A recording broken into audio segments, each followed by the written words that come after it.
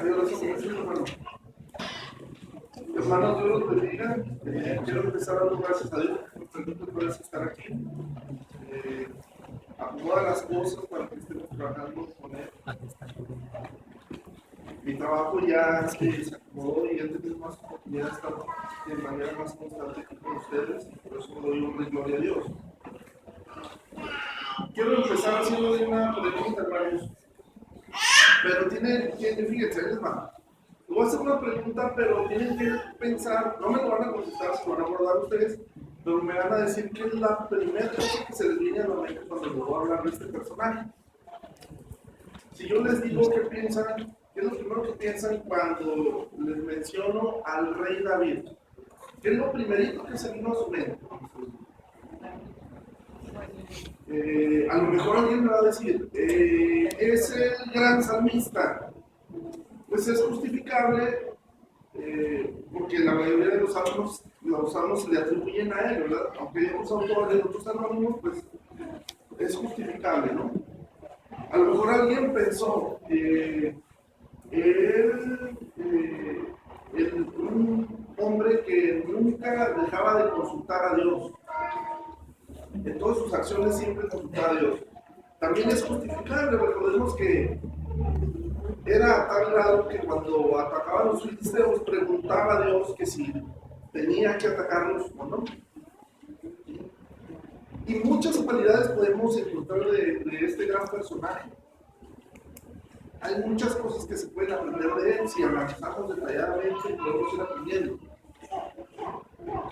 Pero también tenemos que recordar que es un ser humano como ustedes y como yo. Y como cualquier ser humano también tenía errores. Una de las cosas que se me vienen a la mente cuando yo pienso en el rey David es que fue un mal administrador de su familia. ¿Sí? Un mal administrador de su familia. Con esto, déjenme les aclaro algo, no quiero hacer leña del árbol caído, no voy a poner en mal al rey David, era el ungido de Dios. Pero uno de sus errores fue con su familia y lo pagó con creces. Piensen en esto. Cuando tenemos a nuestros hijos chiquitos, si yo que soy médico, les da fiebre uno de los niños y yo me pongo histérico. Empieza a divagar mi mente y empieza a pensar en que se puede poner diagnóstico. Pero imagínense que sus hijos se den muerte unos a otros, es una situación terrible. Vamos a analizar un poquito de diferentes problemas que sucedieron en la familia de David. ¿Sí? No vamos a leer todos los versículos porque pues, son muchos los versículos que podemos leer al respecto. Pero, y aparte seguramente ustedes ya conocen estas historias. Por ejemplo, la historia en la que Amnón, uno de los hijos de Saúl, desea a Tamar. La deseaba porque era una mujer muy hermosa. Y Amnón la toma por la fuerza y abusa de ella. ¿Sí? Esto, hermano, pues, si lo vemos así de una manera, pues vamos a encontrar que fue incesto y fue una violación. Son situaciones que son bastante pues, graves y qué terror que existiera una situación por el estilo de nuestras familias, ¿no? Pero lo que quiero mirar, hermanos, es ¿por qué Amnón tomó consejos de una persona que no fue su padre? Que fue quien le sugirió que hiciera toda una treta para que acabara Tamar en su cama. Y aquí vamos al primer punto, hermanos. ¿Qué pasó? ¿Por qué su hijo, el hijo de David, no buscó a David para su consejo o su ayuda? ¿Qué pasó? Podemos pensar esto, a lo mejor no tenían una relación cercana, a lo mejor no tenían una buena relación, mucha comunicación. Entonces, pues fue una situación grave en su familia. Pero aquí viene, y aquí se desprende otra situación. No les pido que lo busquen, si quieren lo pueden buscar. En 2 de Samuel 13:21, fíjense lo que menciona. Esto es todo lo que menciona de la reacción de David. Que dice: y luego que el rey David oyó todo esto, se enojó mucho. Hasta ahí se acaba la descripción de la reacción de David. Nos podemos preguntar lo siguiente: ¿por qué no actuó David? ¿Por qué no reprendió tal vez a su hijo? ¿Por qué no consideró la situación? ¿Por qué no le dio trámite a una situación grave en su familia? La pasó por alto. ¿Sí? Y de aquí se desprenden otras situaciones. Absalón, hermano de Tamar, obviamente se enoja con Amnón y planea tomar venganza. Y lo hace, hermanos. Entonces, pero pasó mucho tiempo. Entonces, si consideramos eso, que él planeó matar a su medio hermano, estamos hablando de que en esa familia, en la familia de David, en la familia del Hijo de Dios, también hubo intriga y asesinato. Fíjense, ya le estamos agregando situaciones muy, muy graves. O sea, era el ungido de Dios, era un hombre que consultaba constantemente a Dios. Una gran cualidad, y eso es algo que debemos de aprender nosotros. Pero fíjense, en estas dos historias ya estamos hablando de incesto, violación, asesinato, intriga. ¿Sí? Miren, en 2 de Samuel 13:28 dice: y Absalón había dado orden a sus criados diciendo: os ruego que miréis cuando el corazón de Amnón esté alegre por el vino. ¿Sí? Y al decir yo: herid a Amnón, entonces matadle y no temáis, pues yo os lo he mandado. Descansaos pues y sed valientes. Pero previo a esto, hermanos, Absalón invita primero a su papá y el papá no acepta, y él le sugiere que mande a su medio hermano Amnón. Y en un principio le cuestiona: ¿para qué quieres que vaya tu hermano? Pero como fue molesto para él, para David, una situación de su familia, lo pasó por alto y permitió que su hijo Amnón acudiera a esta reunión. Y ahí es donde da muerte a Amnón. Probablemente si David hubiera hecho algo cuando fue la forzada a Tamar a tener relaciones con su hermano, probablemente se hubiera evitado este problema, a lo mejor hubiera conciliado, no sé, ¿verdad? Es una posibilidad. Ahora, cuando Absalón mata a su medio hermano, se va y David queda muy desconsolado. Se va y pasa mucho tiempo, pero no hace nada por ir a buscar a su hijo, no hace nada por recuperar a su hijo, no deja de ser su hijo, pues cometió un error, hizo bastante malo, pero no deja de ser su hijo. Obviamente le dolía esta situación a David, pero no hizo nada para ir a buscar a su hijo, ir a recuperarlo. Él estaba muy, muy triste. ¿Sí? Entonces, Joab, uno de sus militares, al verlo tan desconsolado, busca la manera de hacer recapacitar al rey David, y al final el rey David pide a Joab que vaya a buscarlo. Por fin toma una acción David, ir a recuperar a su hijo. Pero ¿qué pasa? Chequen esto. En 2 de Samuel 14:23, yo se lo voy a leer, hermano, 23 y 24. Dice: se levantó luego Joab y fue a Jesús y trajo a Absalón a Jerusalén. Ya tomó una acción el rey David para recuperar a su hijo, pero chequen lo que dice. Mas el rey dijo, le dice a Absalón: váyase a su casa y no vea mi rostro. Y volvió Absalón a su casa y no vio el rostro del rey. Hermanos, si estamos viendo que el rey David está buscando una manera de recuperar a su hijo, ¿por qué lo aparta? En lugar de lograr o buscar que hubiera una comunicación entre padre e hijo, que tuviera una reconciliación, ¿sí? No, lo hace un lado, hermanos. Y eso es un error.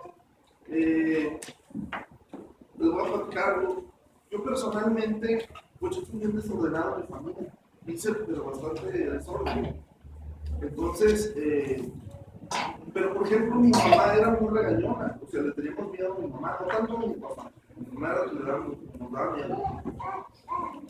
Y sabíamos cómo iba a reaccionar mi mamá. Y aunque hacíamos cosas que no le agradaban, pues de cómo nos daba miedo hacerlas, el resultado. Ok, disfrutábamos portarnos mal, pero nos daba miedo llegar a la casa y nos echábamos mal. Entonces, ¿qué pasa? Los papás, como líderes de la familia, ponen límites, ¿sí? Y a lo mejor saben que los hijos van a hacer mal, pero de igual manera tienen reglas. Y a uno como hijo, pues a veces le da miedo portarse mal. Entonces, al final de cuentas, hermanos, David no tomó algunas acciones que debió haber tomado para corregir situaciones muy graves en su familia. ¿Qué pasó en la familia de David? Una vez que regresa a Absalón, estuvo ausente de comunicación. La comunicación es algo básico en la familia para que se den unas buenas relaciones. Les voy a mostrar una herramienta que utilizan los psicólogos, los terapeutas familiares o médicos familiares que se dedican a atender problemas en la familia. Se llama familiograma, ¿sí? Obviamente no les voy a explicar es muy extenso, es una especialidad de medicina, la medicina familiar, ¿no? Pero aquí lo que les quiero mostrar es que los terapeutas utilizan este familiograma para representar las familias, es una representación gráfica. Y encontramos 3 generaciones, eso es a lo que quiero llegar. Siempre ponen a los abuelos, le ponen la siguiente línea, son todos los hijos, la tercera línea es el papá y la mamá y luego los hijos, ¿sí? ¿Por qué se utiliza este familiograma? ¿O por qué no poner nada más a los papás y los hijos y se acabó? Les voy a explicar por qué. Se ponen 3 generaciones de la familia para ver qué patrones se repiten, ¿sí? ¿Qué patrones se repiten? A lo mejor a los abuelitos ahí le bajamos. Este es diabético, este es hipertensa y tiene un riesgo de tener estas enfermedades. Sí, esas son enfermedades, esas son cuestiones biológicas, pero también hay patrones de actividades o actitudes que se empiezan a repetir en una generación tras otra. Y eso nos puede mostrar por qué hay problemas en la familia. Les voy a platicar el caso de un amigo. Nos platicaba, él se casó muy joven, creo que de 16, 17 años, algo así. Y él dice que él amaba a su esposa, pero tenía un problema en la familia de la esposa. Siempre traía un pleito, siempre. Pero el único momento en el que era una familia muy feliz era cuando se llegaba el fin de semana y todos estaban borrachos. Imagínense, o sea, pero eso decía que venía desde los abuelitos de la esposa. Pero resulta que mi amigo ni siquiera toma. Entonces, ¿qué pasó? Él era el que no encajaba en esa familia, ¿sí? Era una situación, pero era un patrón que se iba a seguir repitiendo. Por eso se utiliza este tipo de herramientas para ver qué patrones en una familia se repiten, ¿sí? Hay un concepto en medicina familiar que se dice que la familia es capaz de producir o salud o enfermedad, ¿sí? Entonces, aquí es donde aparecen estos patrones. A veces que se repiten, son cosas culturales, son cosas que nuestra familia las ve mal, pero realmente son incorrectas. Y como son cosas malas, pero las ven bien, las vuelven a repetir en las siguientes familias, las siguientes generaciones. Vemos la familia de David. Tuvo situaciones muy graves. Y lo pongo como ejemplo porque aparte de ser el ungido de Dios, un hombre que estaba muy cerca de Dios, cometió errores, hermanos. Nosotros también podemos cometer estos errores, ¿sí? Aunque David era muy cercano a Dios, probablemente sus hijos ya no. Ese fue un patrón que no se repitió. O sea, estas actitudes que sucedieron, estas situaciones que aparecieron en la familia de David, no corresponden a alguien que teme a Jehová. ¿sí? A ese es el punto que quiero llegar. Entonces, quiero hacerles una pregunta, hermanos. Una simple pregunta. Esta pregunta es, para su familia, ¿qué patrones les gustaría que se repitieran en su familia? ¿Qué patrones quieren que se repitan en muchas generaciones? Hay muchas veces que podemos tomar actitudes en nuestra familia que se van a seguir presentando generación tras generación.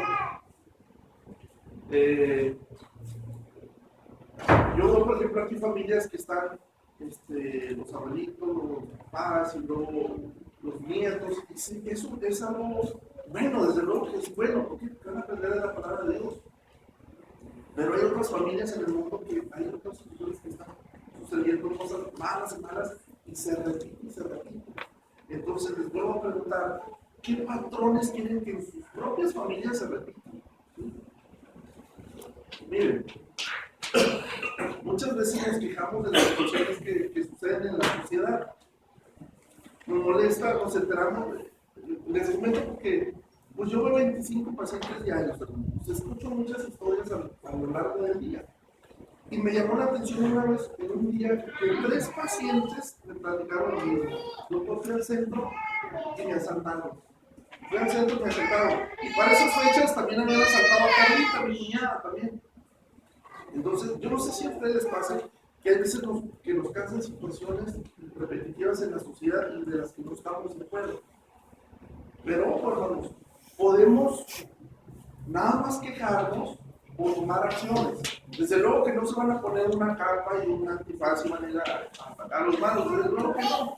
Pero hay una frase muy conocida, que estoy completamente seguro que lo han escuchado ustedes muchas veces, que es que la base de la sociedad es la familia. ¿Sí? Esta es una realidad, ¿sí? Cuando vamos formando familias que están llenas de valores en general, vamos a tener una sociedad correcta. Pero qué mejor tener valores que la palabra de Dios. ¿Sí? Entonces, analicen ustedes qué es lo que estamos haciendo cada quien en nuestra familia. ¿Qué tanto oramos? ¿Qué tanto leemos nuestra Biblia? Bueno, yo tengo mis niños chiquitos. Lo que tengo que hacer es ponerme a leer con ellos. ¿Sí? Los niños aprenden. Ese es un ejemplo que se va a volver a repetir. ¿Qué esperamos? Que cuando ellos crezcan y algún día tengan hijos, sus hijos también estén aquí. Fíjense que es el patrón que se está repitiendo y repitiendo.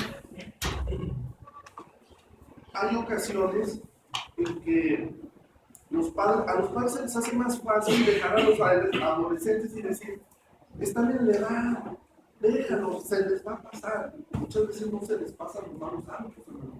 Déjenme les platico la historia de uno de mis mejores amigos de la adolescencia. Mi mamá pues estaba así pero peleadísima con el hecho de que nosotros tomáramos o que fumáramos. Y nuestro amigo nos platicaba así, pero muy orgulloso, no sé qué, él se jactaba de esa situación. Llegó borracho a la casa y se cayó y tumbó cosas, entonces toda la familia se dio cuenta.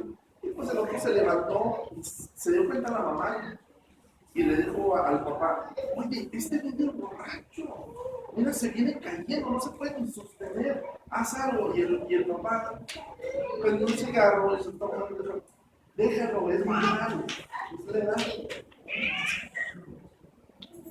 ¿Qué pasó? Pues se pasó del alcohol, se pasó de las drogas al rato, hermanos. Entonces, un mal hábito lleva a otro. ¿Por qué? Porque se te hace fácil, te acostumbras a uno, lo ves normal, lo que sigue puede parecer un poco más peligroso, puede ser algo un poco más malo, pero al final de cuentas se vuelve a acostumbrar al joven y es un patrón que se va a repetir. ¿Qué va a pasar? Cuando tenga sus hijos él, si sus hijos llegan borrachos, él va a pensar lo mismo. Es normal, yo también lo hice. Entonces, cuando no tenemos un alto a este tipo de patrones, se va a repetir generación tras generación. Entonces, me vuelvo a preguntar, mi hermano, ¿qué patrones queremos para nuestras familias que se estén repitiendo una cosa? ¿Sí? Pasa mucho en el seguro, hermanos, que cuando llega una paciente embarazada, una de las cosas que tenemos que hacer es checar que el corazoncito del bebé esté latiendo. Y a veces los bebés están en una posición y otra. A veces que no se alcanza a escuchar y nosotros, híjole, no soy el corazoncito del bebé. ¿Cómo le hago? Pues vamos a pedir prestado el ultrasonido. Nos salimos del consultorio y pues la señora no quiere escargar cosas y deja muchas cosas ahí. Y siempre me preguntan, doctor, ¿no hay problema si dejo aquí mis cosas? Digo, por mí no, pero yo estoy seguro que sienta a alguien, le va a escuchar y le va a robar.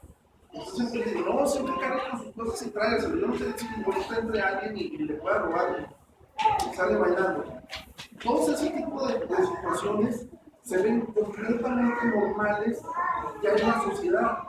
Cuando tienes un puesto alto, un puesto político, un puesto directivo en la empresa donde trabajas y tienes oportunidad de robar y no robas, piensan que eres tonto. ¿Sí?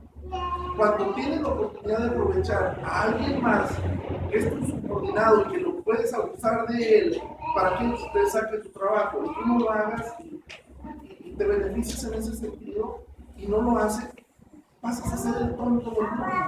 ¿Sí? Cuando tú no haces las cosas malas como los demás, eres el raro. ¿Sí? Eres el tonto. ¿Por qué? Porque no estás actuando de una mala manera. Pero yo estoy seguro que ustedes están siguiendo sus enseñanzas que aprenden cada vez en la Biblia. La gente le parece tonto muchas veces pasar mucho tiempo aquí congregándose, escuchando la palabra de Dios, pero déjenme decir que no lo es. No es. Entonces, hermanos, si queremos una sociedad con más valores, tenemos que empezar con nuestras propias familias. Y lo primerito que tenemos que hacer es que sea un hábito la palabra de Dios en nuestras familias. Ahora, si usted es el líder de la casa, y si quiere una familia cristiana, tenemos que empezar con nosotros mismos. O sea, ¿qué tanto oro yo? ¿Qué tanto me obligue? ¿Qué tanto estoy cuidando a mis hijos? ¿Qué tanto me levanto y le doy un beso a mi esposa o le digo que la amo o le doy la tarea de consentir a mi familia preparándoles el desayuno? ¿Qué tanto hago eso? ¿Qué tanto promuevo el amor dentro de mi familia? ¿Qué tanto promuevo el hogar? ¿Qué tanto promuevo el leer mi libro? Esos pequeños detalles que ustedes pueden ir haciendo van a ser una familia que esté llena del Espíritu Santo. ¿Sí?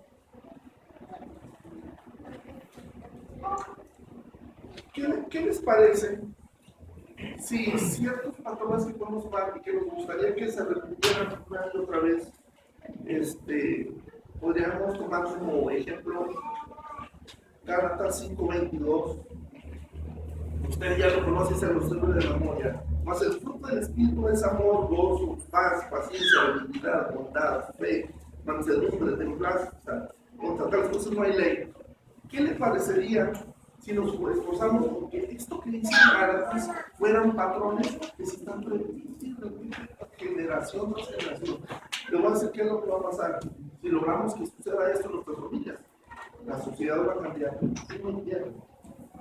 ¿Sí? Ya me ganó hambre.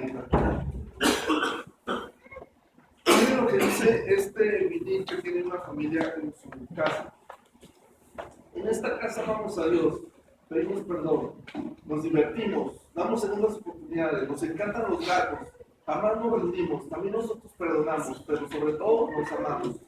¿Qué le parecería si todo ese tipo de situaciones fueran un denominador en todas las familias de la sociedad? La sociedad cambiaría. Seríamos una mejor familia, cada una, seríamos mejores iglesias, seríamos mejores sociedades.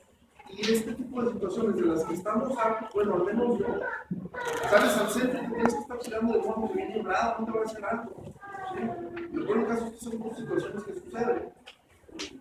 Pero tenemos que empezar por nosotros mismos. Para los jóvenes, o sea, también tienen su parte. ¿Sí? Cada miembro de una familia tiene su función.